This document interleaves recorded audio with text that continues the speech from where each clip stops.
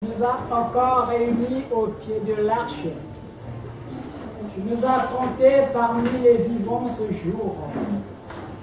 Et nous avons répondu présent dans ta présence pour écouter la voix de l'arche. Car l'arche est la manifestation de ta présence sur la terre des hommes. C'est le symbole, le signe par lequel tu prouves aux yeux de l'humanité que le temps d'accomplir ta parole est arrivé. Merci parce que tu as déjà disposé les cœurs, les esprits, les oreilles de tes enfants afin d'écouter ta parole, de la garder et aussi la pratiquer. Et à moi aussi, qui n'est autre qu'un instrument que tu as choisi, puisque tu travailles toujours avec quelqu'un, et bon Père, tu m'as choisi au milieu de ce peuple, afin de pouvoir ouvrir ma bouche. Voilà pourquoi je demande que ma parole soit ta parole. Tout ce qui sortira de ma bouche, c'est toi, Papa, qui parlera, afin que je sois l'instrument, toi, tu sois le maître qui va jouer avec ceux qui entendent, dansent à ton rythme. C'est au nom puissant, précieux de ton Saint-Fils Jésus-Christ que nous t'avons remis ce moment. Amen. Amen.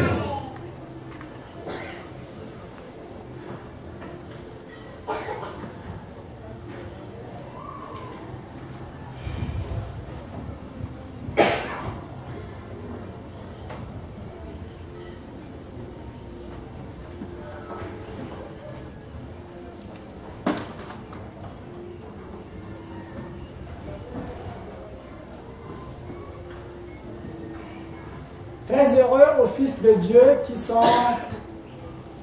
sont encore déplacés aujourd'hui et venir ici en ce lieu pour écouter le message que l'Éternel nous a réservé. Et donc, je vous remercie d'abord d'avoir abandonné toutes vos préoccupations de ce jour et donné votre temps à la fraternité au Minaïva. Que les anges vous accordent plus de bénédictions.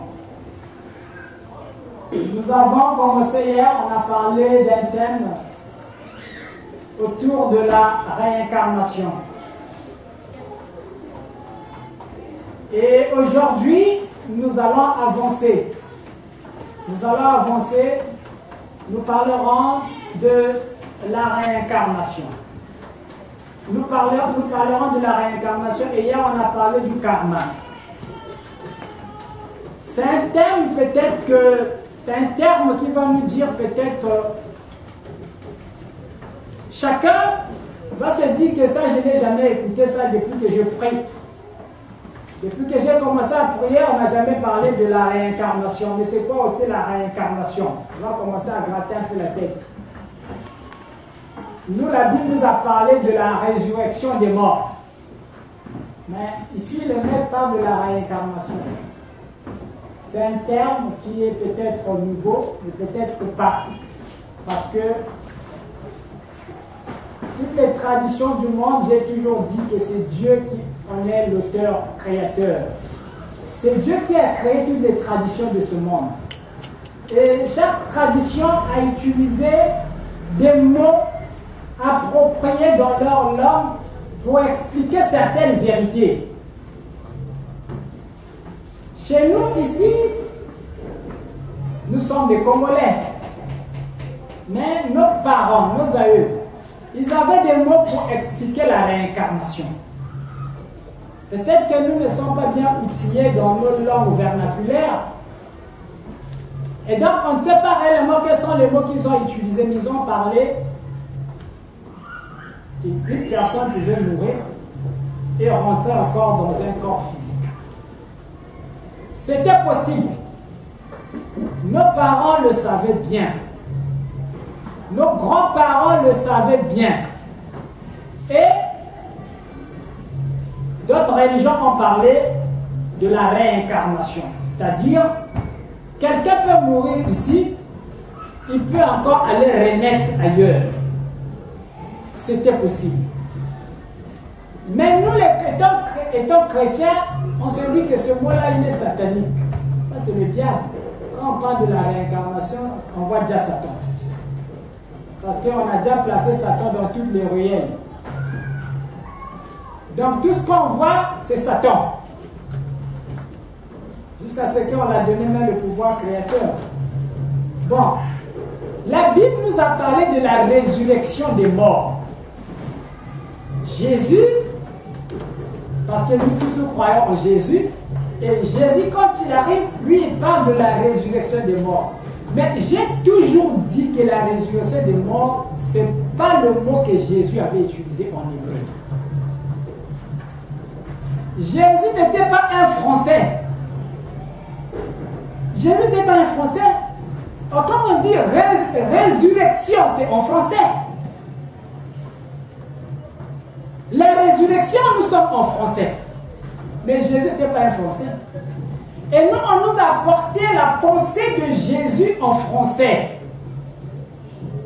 Dans une langue qui n'est pas originelle, parce qu'il n'a pas parlé français, il a parlé hébreu. Mais quels sont les mots que lui il avait utilisés en hébreu pour expliquer qu'une âme peut se réincarner? Quelqu'un peut mourir et renaître, revenir à la vie. Voilà pourquoi nous allons prendre, jusque-là ce sont des mots français, nous allons prendre quelques versets bibliques pour essayer un peu d'expliquer le mystère de la réincarnation, parce que ce sont des concepts que l'Église doit comprendre. Et si jusqu'aujourd'hui, nous nous lançons à nous comporter dans ce monde comme étant des petits dieux, c'est parce qu'il y a d'autres enseignements qui nous manquent dans la tête. Et ça nous pousse à nous comporter comme étant des petits dieux. Une fois qu'on sera enseigné, on aura des barrières, des limites pour faire certaines choses dans ce monde. Voilà pourquoi nous allons prendre la parole de Jésus dans Jean chapitre 5. Jean chapitre 5. Nous allons prendre le verset 24. On prend le verset 24, on descend jusqu'au verset 26. Jésus dit, en vérité, je vous le dis, celui qui écoute ma parole et qui croit à celui qui m'a envoyé à la vie éternelle et ne vient point en jugement, mais il est passé de la mort à la vie. En vérité, je vous le dis, l'heure vient, et elle est déjà venue, où les morts entendront la voix du Fils de l'homme, du Fils de Dieu, et ceux qui l'auront entendu vivront. Car, comme le Père a la vie en lui-même, ainsi, il a donné au Fils d'avoir la vie en lui-même. Mais qu'est-ce qui va nous intéresser ici dans ces versets? Jésus parle là d'un passage de la mort à la vie. Pour tous ceux qui vont croire en lui, qui vont croire en sa parole, ils vont passer de la mort à la vie. Qu'est-ce que Jésus veut parler des morts ici? Quand il parle des morts, qu'est-ce qu'il veut nous dire? Nous avons lu la Bible et nous avons interprété les mots français. Quand on parle de mort, on regarde directement Gamaba là-bas, on voit directement Vindulu.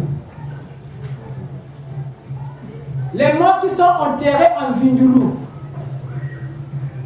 Mais ici, dans l'esprit de Jésus, ce ne sont pas ceux qui sont en Vindulu qui vont écouter sa voix. Ce n'est pas ceux qui sont enterrés à Monkamba qui vont écouter la voix du Fils de Dieu pour être sauvés. C'est d'abord ce voix-là qu'il faut d'abord vous enlever. Jésus, quand il parlait des morts, il ne voyait pas les morts enterrés. Les morts, c'est toi qui fumes la cigarette.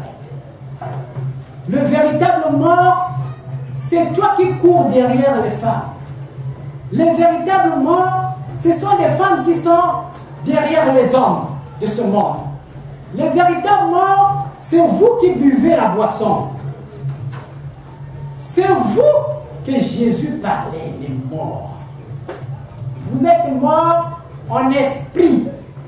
Physiquement, vous allez vous dire que vous êtes des vivants, mais spirituellement, vous êtes morts. Et Jésus étant un grand esprit, il a donné un enseignement de l'esprit, il voyait des choses de l'autre côté, il enseigne les choses de l'invisible. Et nous, comme nous sommes charnels, on a récupéré ça et on a expliqué ça selon la chair. On attend maintenant que les morts de mon Kamba là, à la résurrection des morts, puissent revenir à la vie.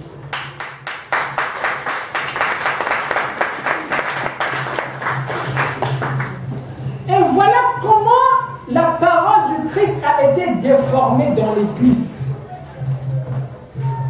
Et nous qui partons, les brebis, pour écouter, et les bergers qui nous enseignent, tous dans les caniveaux.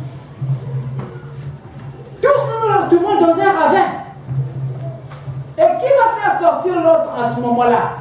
Entre les bergers et les brebis. Qui fera comprendre l'autre? Voilà pourquoi Dieu est obligé d'envoyer d'autres enseignants sur la terre pour venir éclairer des concepts que l'ancienne Église n'a pas pu expliquer à l'Église. Alors, n'attendez jamais que les morts de mon Kamba puissent sortir de leur tombe. Ces âmes-là qui étaient rentrées déjà sous terre, c'était déjà réincarnés. D'autres se sont déjà réincarnés, c'est-à-dire ils ont eu des corps physiques, ils sont encore revenus dans la vie comme étant des bébés que vous mettez au monde. Ils ont changé d'enveloppe. Donc quand Jésus parle de revenir, de passer de la mort à la vie, ça ne se passe pas de façon physique, charnelle. C'est au niveau de l'âme que ce mystère-là se passe. C'est l'âme qui va revenir à la vie. Donc la résurrection que nous attendons dans l'église, n'attendez pas ça que les bébés de 2 mois qu'on a enterrés à l'hôpital, si c'est là, puissent se réveiller un jour. N'attendez pas que les vieux parents qui sont morts à l'âge de 100 ans, 110 ans, puissent revenir à la vie un jour, qu'on puisse les voir avec des cannes en train de marcher parce que Jésus est venu sur la terre. Ça ne se passera pas comme ça. Quelle débandade sur la planète Terre ce jour-là. Essayez d'imaginer, peut-être que dans la religion solaire, on nous a appris, on nous a donné des enseignements sans réfléchir. On n'a pas réfléchi, on les a appris comme ça, on les a avalés de façon brute. Mais dans l'ère solaire, dans cette nouvelle ère qui s'ouvre aujourd'hui, dans l'arche, on est le pivot qui vous fait pivoter dans le nouveau cycle de la vie. On ne peut plus prendre les enseignements de façon crue. Il faut les préparer. On ne peut plus manger le poisson cru. Dans la civilisation lunaire, nous avons mangé le poisson cru. Et Dieu ne veut plus de ça. Voilà pourquoi il nous envoie cette lumière pour venir nous éclairer, pour nous montrer que ce que nous attendons, nous avons mal compris la pensée de Jésus. Parfois même Jésus, là où il se trouve dans le ciel, il y a des moments parfois il pleure. Quand il reste calme, quand il voit la manière que son enseignement est prêché, parfois il pleure sur sa chaise. Il se dit, mais ce n'est pas ce que j'avais dit. Mais comment aller arranger ça? Comment faire pour que ces humains comprennent que ce qu'on leur apprend, ce n'était pas dans ce sens-là que je parlais. Donc la réincarnation, d'autres traditions ont appelé ce phénomène-là réincarnation, c'est-à-dire mourir et revenir à la vie. Et toutes les traditions du monde savent cette loi. Mais pourquoi nous aujourd'hui, nous les chrétiens, l'église, on peut la refuser? On peut refuser dire la réincarnation c'est du diable. Même nos vieux parents, si vous descendez, ils vont vous dire que oui, il y a des gens qui naissaient, mais c'était des vieux parents qui revenaient à la vie. Un bébé peut naître, on va te dire que le bébé là, c'est notre grand-parent qui est encore revenu encore à la vie. Je crois que dans toutes les familles, vous pouvez avoir cette histoire. Mais c'est ce qu'on appelle par la réincarnation. Pourquoi nous les chrétiens, les mots nous font peur? C'est un problème des mots. Le diable joue sur notre conscience, sur les concepts des mots. Quand on lance un mot, la magie là, tous on a déjà peur. C'est déjà Satan. Parce que c'est Satan qui est là pour nous faire du mal sur cette terre. Donc, quand vous écoutez des mots, n'ayez pas peur. Commencez à réfléchir.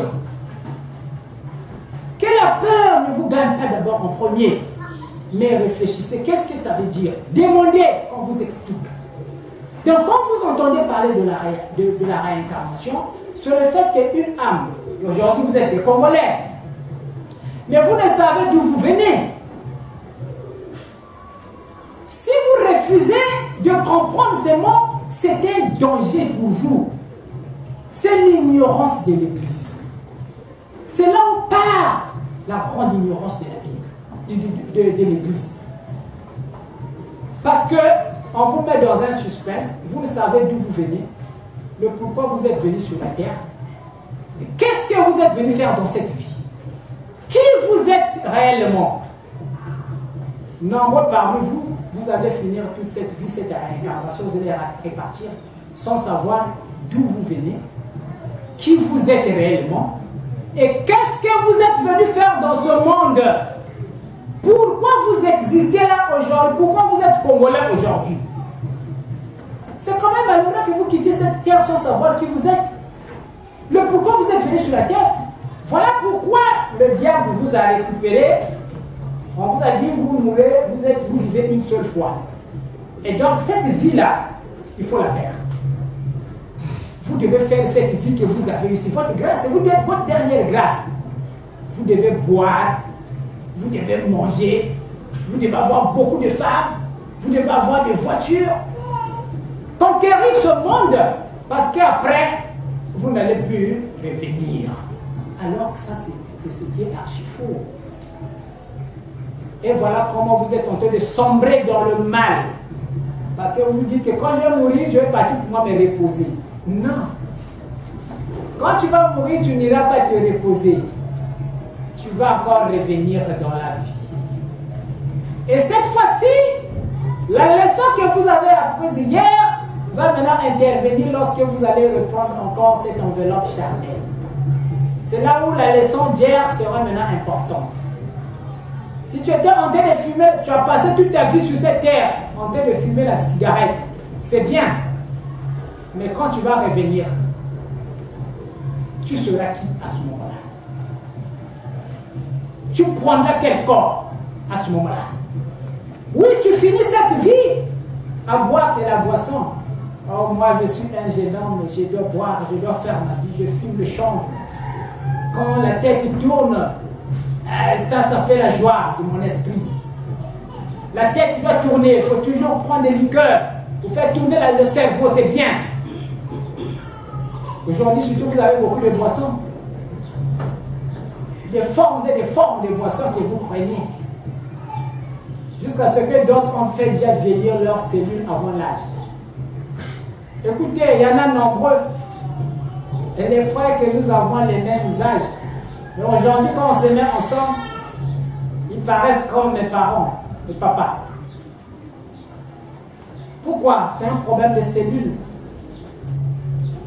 Il faut qu'on enseigne l'Église les mystères des cellules, des atomes, de leur corps, de vos corps, pour vous permettre de vivre pendant longtemps dans la matière. Et donc, ne craignez plus les mots quand vous entendez parler de la réincarnation. C'est le fait que, avant de revenir ici comme Congolais, tu as déjà existé peut-être comme Chinois ailleurs. Peut-être que tu étais un Américain dans les vies passées. Parce que Dieu ne crée plus les âmes. Sinon, il n'y aurait pas d'inégalité sur la terre. mais ce sont les mêmes âmes qui reviennent sur la terre. Voilà pourquoi l'Église a besoin de cet enseignement pour vous permettre de marcher dans la droiture du Seigneur et de bénéficier d'une bonne réincarnation. Quand vous reviendrez, vous allez encore prendre une enveloppe charnelle. Au lieu de naître d'un père qui pousse le coro, vient au moins naître d'un père directeur ou ministre. Mais ce n'est pas un hasard que vous voyez les enfants des ministres, l'enfant d'un président, l'enfant d'un roi, l'enfant d'un directeur. Ne croyez pas que c'est un hasard. C'est parce que les leçons de la réincarnation vous manquent. La leçon sur le karma vous manque. C'est ce qui vous pousse de ne pas comprendre la réalité de l'autre côté, qui se trouve de l'autre côté de l'invisible. Pourquoi d'autres doivent passer toute leur vie à vivre dans les bigodeaux? Même si la pluie tombe, toute la maison s'inonde, mais il est condamné de vivre là. Même si on lui donne une bonne parcelle ailleurs, il dit non, non, non, moi je préfère rester dans les bigodeaux ici. Vous croyez que c'est un hasard? La mousse se mouille, les habits se mouillent, les habits sont en l'air, et il est là, il doit vivre là dans ces conditions. D'autres doivent venir naître dans des milieux bien, des parents riches, des parents bien, et d'autres, des parents doivent être pauvres. Vous devez comprendre ces réalités. La Bible est claire là-dessus. Ce qu'un homme aura semé, il le récoltera un jour. Mais comment le récolter si vous ne passez pas par le karma? Il y a des gens qui vont faire le mal dans cette vie, qui ne finiront pas leur dette. Vous avez tué 1000 personnes. Vous n'allez pas finir de payer ça dans une seule vie. Ce n'est pas possible de payer une telle dette après avoir tué 1000 personnes. Tu meurs et tu pars, tu t'assois tranquillement, tu attends le jugement dernier. Même le jugement dernier est mal enseigné dans l'Église parce que le jugement qu'on attend, le dernier jour du jugement, bon, dans l'Église on attend ça comme un jour de lundi. Jésus viendra, il commence à juger le monde. C'est une période de temps. Le jugement dont vous attendez, ça prendra une période de temps. C'est-à-dire ça peut prendre 100 ans. C'est le jugement dernier. Un jour là que vous attendez là, ça peut prendre des générations qui vont passer sur la terre pour venir être jugés. Et le jugement est appuyé par la réincarnation. Donc, les morts reviendront pour être jugés comment? Ils vont prendre des corps physiques, ils vont encore renaître comme des bébés. Voilà pourquoi vos enfants que vous avez mis au monde, vous ne les connaissez même pas. C'est pour vous dire que parmi vous, il y a de ceux qui viennent d'Israël. Parmi vous. Parce que le Congo est le peuple choisi par Dieu, le peuple élu. Beaucoup d'Israélites sont venus naître ici, là, au Congo. Parce que nous sommes ce peuple-là que l'Éternel avait élu depuis le fondement du monde. Mais comment les Abraham devaient venir au moment où le paradis ne devait plus venir en Israël? Le paradis, c'est au Congo que ça va naître. Et comment les Abraham, les Moïse viendront retrouver leur place au paradis? Parce que tous doivent venir vivre dans ce paradis matériel, physique. Mais par quel phénomène? C'est le passage de la mort à la vie. Mais comment ça doit se passer? C'est au niveau des âmes.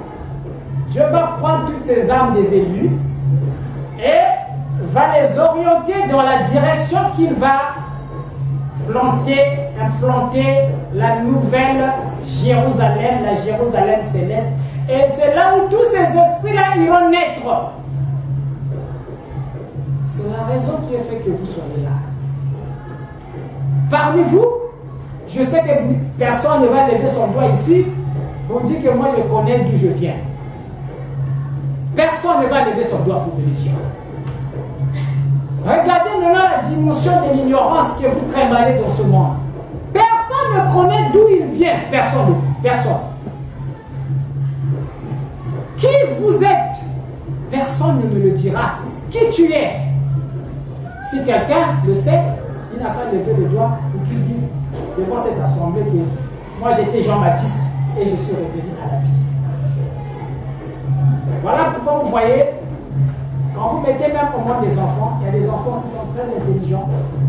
Ça ne vient pas au hasard. Il faut qu'on vous explique ces choses. Il y a des hommes qui ont vu ces mathématiques-là depuis très longtemps, qui ont été enseignés sur cette terre pendant longtemps. Ils sont revenus plusieurs réincarnations, plusieurs vies. Ils ont vu les mêmes choses. Il y a des enfants comme ça à l'école. Quand un professeur explique une leçon, il peut même déjà poser des questions au professeur. Il peut même encore apporter la lumière au professeur. Mais le professeur va se demander, mais à quel moment cet enfant-là avait appris ces leçons? Ça y est déjà dans son esprit. Parce que c'est une vieille âme qui est revenue à plusieurs fois, venue voir les mêmes choses, les mêmes mathématiques.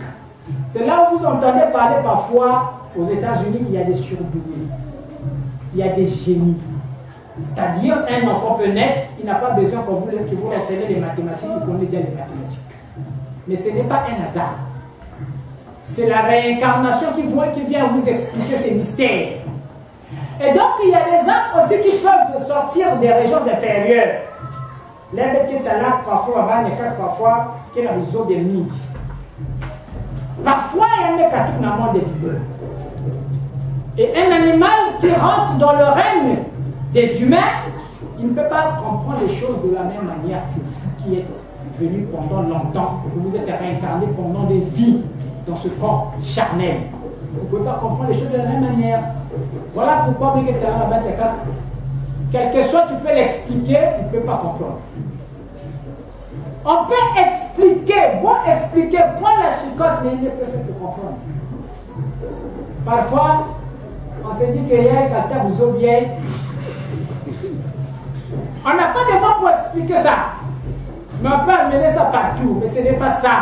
C'est un problème de la réincarnation. Il y a des vérités qui vous échappent. Parfois, une manière qui boit. Il y a une prise de vie à base humaine. Il y a des premières expériences qui n'ont plus va nous. Il a encore des difficultés pour vous comprendre, pour vous saisir.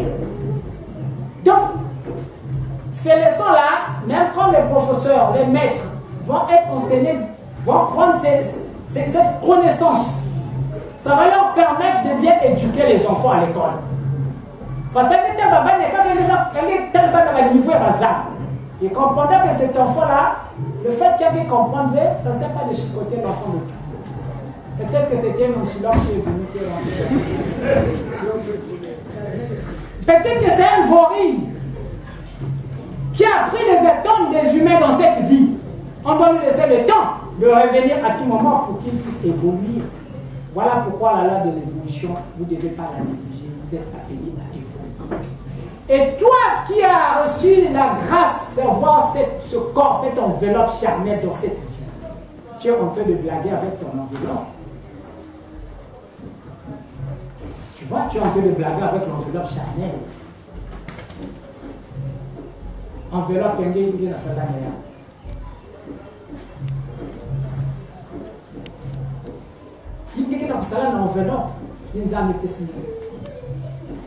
Dieu t'a fait grâce d'avoir l'enveloppe charnelle. Là maintenant tu comprends que même il y a besoin d'avoir ma honte. Parce que dans le monde il y a des gens qui ont tête. Côté de ce que nous ne pouvons pas de tête de boulière.